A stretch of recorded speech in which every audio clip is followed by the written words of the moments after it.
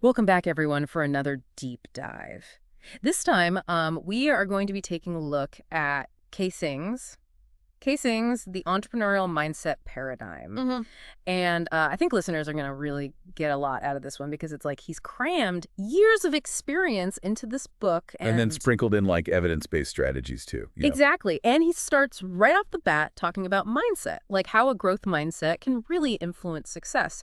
And he even, brings in Dr. Carol Dweck's research, Right. from Stanford. Oh yeah, Reich's research is fascinating. Like Yeah. that study she did with the junior high students, Yeah. the ones who believed they could get smarter actually did better than the kids who thought their intelligence was just fixed. Whoa. Yeah. Okay, so like what you believe about yourself can actually affect what you're able to learn and achieve? Yeah, it's powerful stuff. And Kate takes it even further, connecting it to how our brains work, talking about the reticular activating system. All right. Yeah.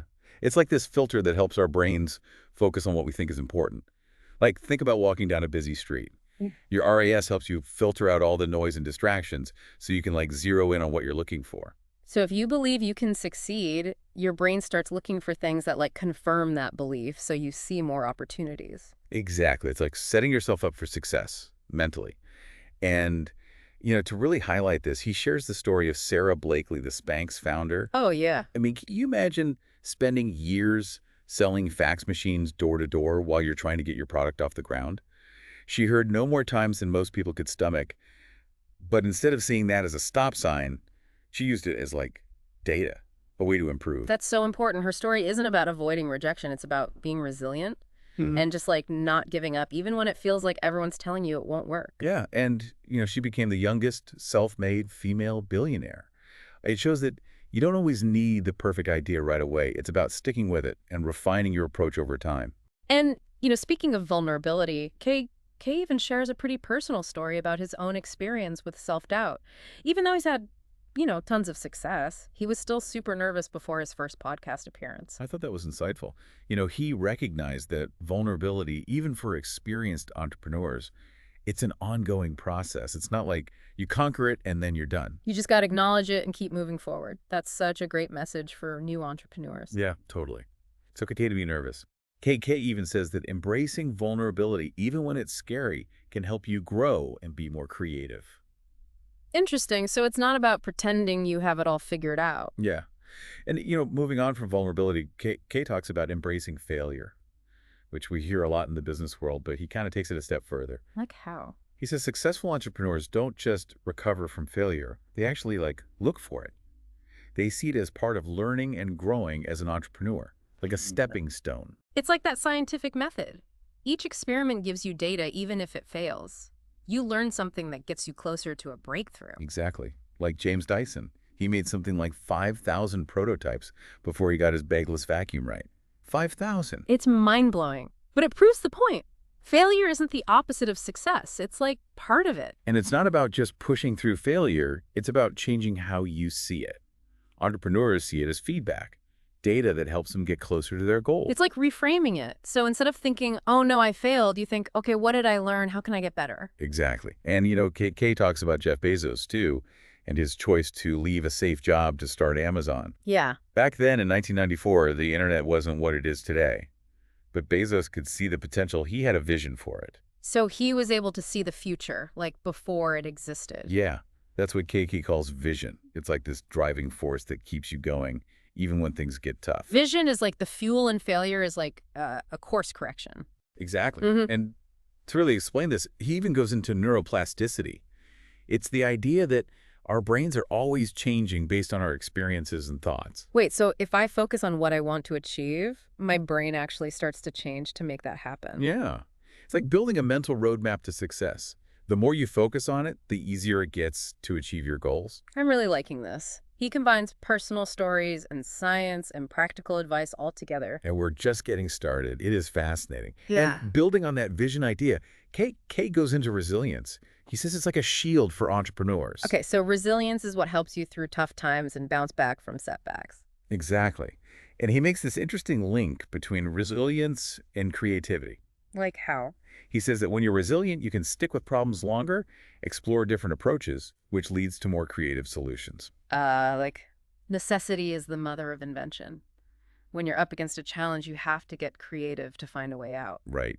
Yeah. Kay shares this story about developing a gas station. Yeah. He was trying to project this image of success, even though things weren't going as planned. Yeah, I can see how that happens. Everyone wants to show off their wins, so what happened?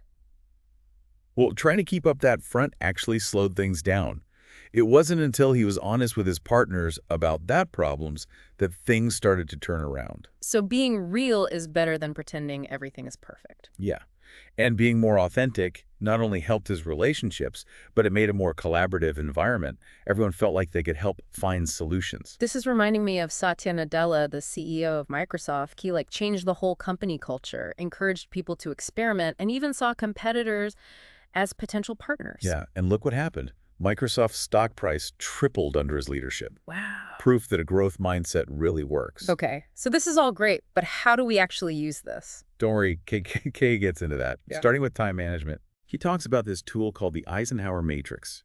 It's a really simple way to figure out what tasks to focus on first. You divide everything into 4 boxes based on how urgent and how important they are. So you have urgent and important stuff that has to get done right away, but what about things that are important but not urgent? Those are easy to put off. Exactly. Kay calls those quadrant 2 activities, things that are important for your long-term goals but don't have a deadline breathing down your neck. Like planning and relationship building. It's easy to procrastinate on that when you're busy. Yeah, and he says those are the things entrepreneurs need to prioritize. Because when you work on those, you're investing in your future success. So it's like being proactive instead of reactive. Instead of putting out fires all the time, you're preventing them. Exactly. And, for those day-to-day tasks to avoid procrastination, he also talks about the Pomodoro technique. You work for 25 minutes, then take a short break. That sounds almost too simple, but I've heard it works. Our brains just work better in those short bursts, right? Yeah. And those breaks help you come back refreshed. Kay says it also uses our brain's natural tendency to work better under pressure. Like a mini deadline for yourself. Right. And, talking about structure, he also mentions time blocking. It's a technique used by people like Elon Musk and Cal Newport. Basically, you block out specific times for certain tasks. So you're intentional with your time. Yeah. And even though it sounds rigid, it's actually flexible. You're not chained to a minute-by-minute schedule. It's more like having a roadmap to keep you on track with your goals. So it's like a framework. Exactly. Yeah. And, while he's all about productivity, Kay Kay makes a point about the dangers of hustling 24/7. Burnout is a real thing. It is. He even shares his own experience with burnout and says taking care of yourself isn't just about feeling good. It's essential for being successful long-term. Makes sense.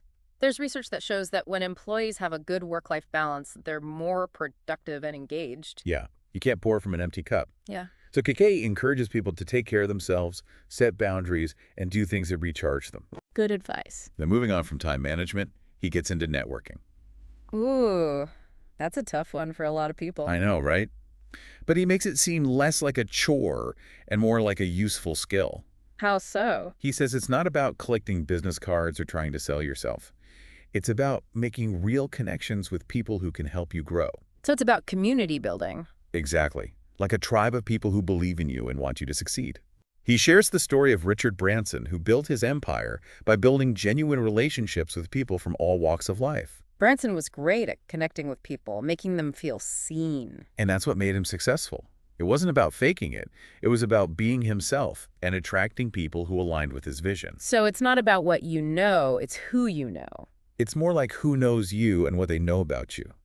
Be generous with your time, help people out, and become known as someone who's resourceful and supportive. I like that. He also talks about diversifying your network.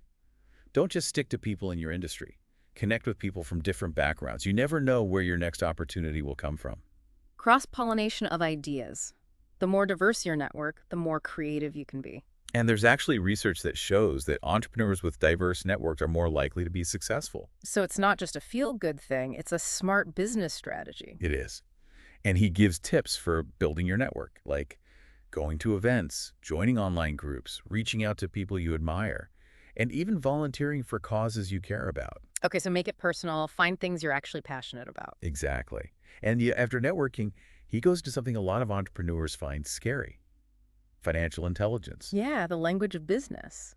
It can feel like a foreign language if you don't know it. And that's where a lot of people get tripped up. Mm. He compares financial intelligence to a GPS. for your business. So without it, you're just driving around lost. Pretty much. Navigating without a map. He shares this story about realizing his gas station wasn't actually making money, even though it looked successful from the outside. Oh, wow. Yeah, it shows how important it is to understand the numbers, not just your gut feeling. Financial literacy is key. It is. It's not about just crunching numbers. It's about understanding what they mean. Knowing where your money's going, where it's coming from, so you can make good decisions. Be financially empowered. Right. And he gives advice, like learning key financial concepts, using technology to manage your money, and tracking your cash flow carefully. That's like a solid plan. Yeah, he even tells people to create a financial control center, which is basically a detailed budget where you track every single dollar. Whoa, every dollar. Yeah, it helps you see where you can improve and make smarter choices with your money. So it's about taking control of your money instead of the other way around. Exactly. And, moving on from financial stuff, he gets into delegation. Ooh, another one that's tough for entrepreneurs. I know, right? We like to do everything ourselves thinking no one else can do it as well. Definitely been there. He uses the example of Ray Kroc, the guy behind McDonald's. He built his empire by being good at delegating. He didn't try to do everything himself. He built a system where other people could run their own restaurants while still keeping the quality consistent. That's interesting. So it's not about giving up control. It's about using other people's skills to grow your business. Exactly. And he says delegation is actually a big part of having a growth mindset. You have to trust your team to learn and grow, even if they make mistakes along the way. It's about shifting from I have to do it all to how can I help others contribute? Right. And it can be scary to delegate. It feels like you're losing control. But he says the freedom and growth you get from it are worth it. It's like leveling up from doer to leader. Exactly. And he says to set clear expectations, give people what they need to succeed, and give regular feedback. So delegation isn't about just dumping work on people. Right. It's about working together so everyone can do their best work. And he talks about this multiplier effect. When you delegate well, you free up your own time and you increase your team's impact. Like a ripple effect. Exactly. Now, shifting gears a bit, Kay tackles something that's often seen as a soft skill, but it's actually super important: emotional intelligence. EQ, being able Yes. to understand and manage emotions. And it's something you can actually get better at, right? Yeah. It's crucial for building good relationships, dealing with conflict, and creating a positive work environment. It's about being smart with your emotions. Right. And he brings up Satya Nadella again, how he changed Microsoft by being an emotionally intelligent leader. Creating a culture of empathy and vulnerability. And it worked. It shows that EQ isn't just about being nice. He gets results. So EQ is just as important as IQ. I'd say it's even more important What? because business is all about people. You can't build relationships or make a positive impact if you don't understand emotions. Yeah, it's true. So Kay breaks down the parts of EQ. First, self-awareness. Knowing your own emotions, strengths, weaknesses, values, and what motivates you. Being in tune with yourself. Right. He says to practice mindfulness, keep a journal, and ask people you trust for feedback. Get to know yourself. Interesting. Then there's self-management. Being able to control your impulses, handle your emotions in a healthy way, take initiative, follow through on what you say you'll do, and adapt to change. Staying in control. Right. It's not about ignoring your emotions. It's about using them to help you succeed. Finding healthy ways to express them. Exactly. Then there's social awareness, understanding other people's emotions, needs, and concerns, being able to see things from their perspective. Putting yourself in their shoes. Yeah, that's important for building relationships, solving conflicts, and creating a good work environment. He says to practice active listening, pay attention to body language, and ask questions to make sure you really understand what someone's saying. Being present in your interactions. Right. And the last part of EQ is relationship management.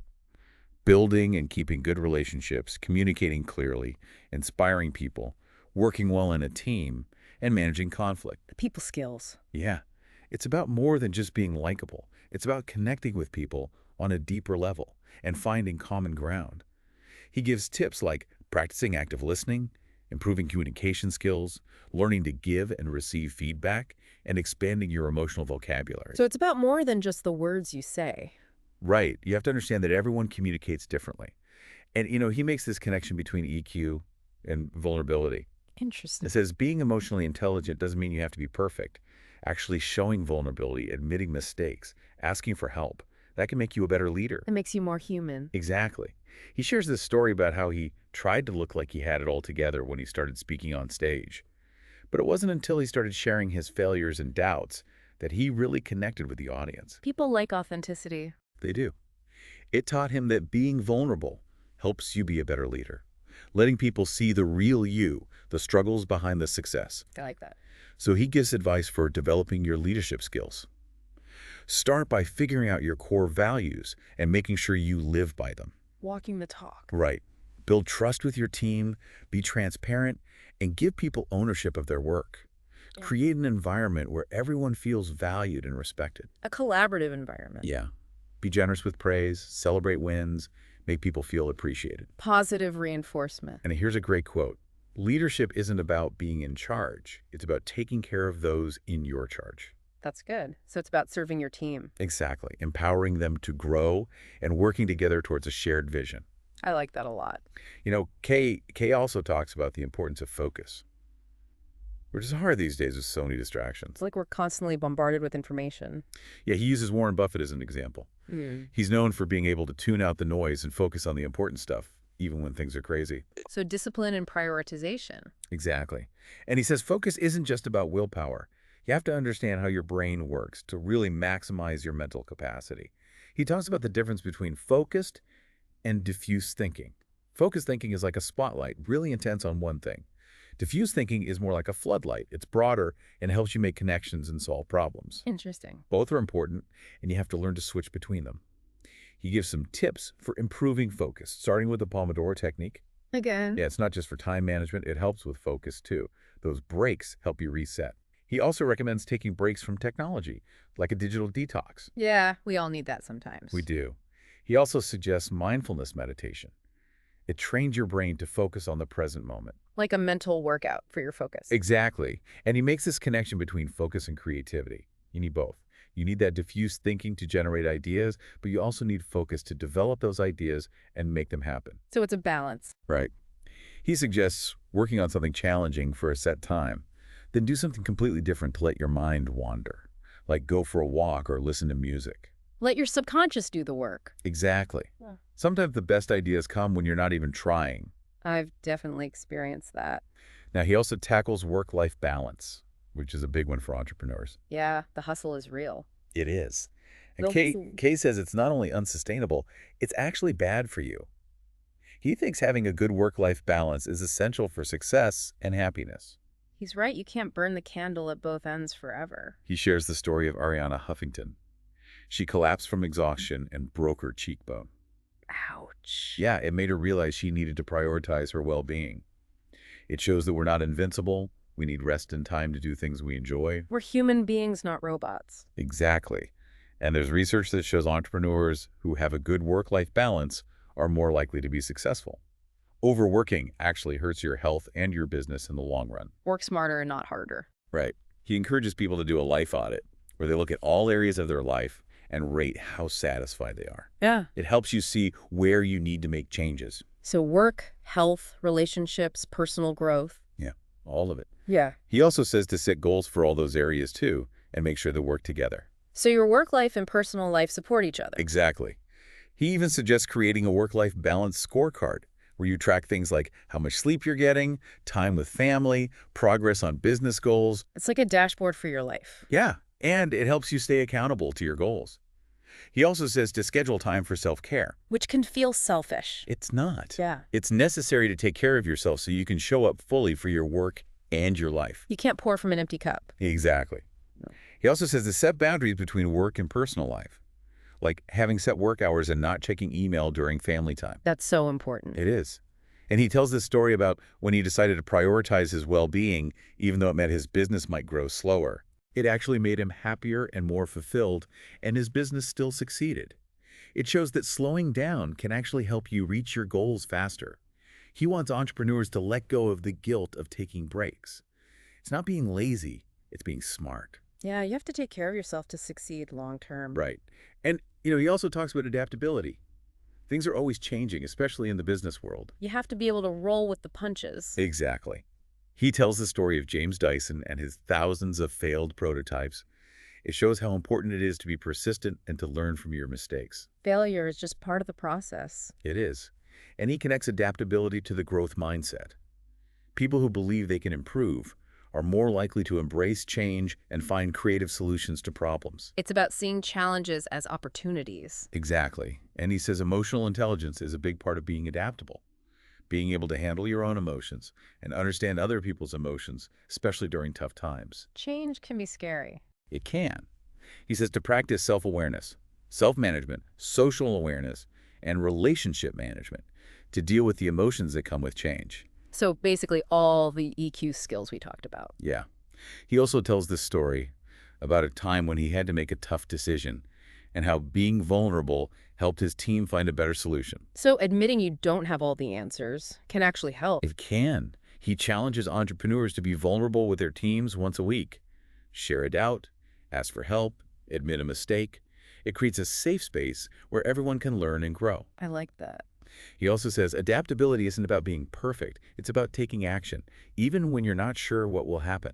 It's about being okay with uncertainty. That's hard. It is. And he says to get different perspectives, be open to new ideas, and be willing to change direction if you need to. Don't be afraid to pivot. Exactly. He actually gives a step-by-step guide for getting better at adapting. Start by doing an adaptability audit, where you rate yourself on things like how open you are to new ideas, how willing you are to challenge what you think you know, how quickly you can change direction, how comfortable you are with uncertainty, and how resilient you are when things go wrong. So basically, figure out your strengths and weaknesses. Yeah, and then you can focus on improving. He also says to figure out your adaptation anchors. Those are your core values, the things that will always be important to you no matter what. Like a compass. Exactly. And he says to create an adaptation playbook, which is basically a plan for what you'll do when things change in your industry. Do your research, analyze your competitors, figure out opportunities and threats, and come up with backup plans. Be prepared. Right. And schedule regular adaptation check-ins, where you look at how adaptable your business is and make changes as needed. Adaptability is a skill you have to keep working on. So it's a process. It is. He also says to practice micro-adaptations. Make small changes to your routine or how you do things each week. So you get used to change. Exactly. Yeah. It helps you become more flexible and comfortable with things being unpredictable. It's about being okay not knowing everything and getting comfortable with things changing. Yeah, that's a tough one, but important for sure. Now, to kind of tie everything together, Kay keeps coming back to this idea of vulnerability. Okay. It pops up in all parts of being an entrepreneur, from leadership to making decisions to being resilient and adaptable. Right. And he tells this story about a tough time he had with a new gas station he was building. Okay. Even though he had other successful gas stations, this one wasn't doing so well, wasn't getting enough customers, and was actually losing money every month. Oh, wow. Yeah. And at first he tried to pretend everything was fine. Like putting on a brave face. Exactly. Got it. A lot of entrepreneurs do that. They think they have to look strong and successful even when things are tough. The fake it till you make it mentality. Yeah, but for Kay, it backfired.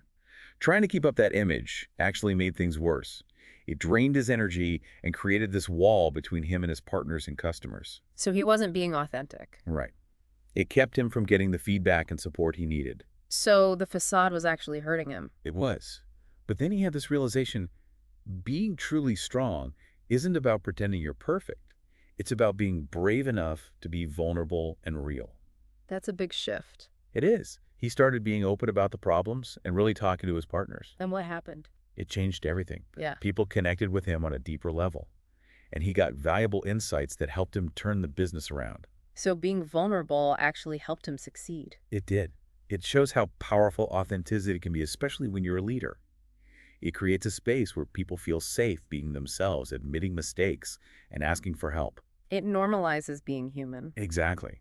And it just shows that vulnerability isn't a weakness. It takes courage to be vulnerable. To let people see the real you. Right. So as we wrap up this deep dive into Kay Kay Singh's book, I want to ask you, what's one area in your life or business where being more authentic could help you grow? That's a great question. And what's one small step you can take today to start being more authentic? We encourage you to check out Kay Kay's book for more insights and to keep learning and growing as an entrepreneur.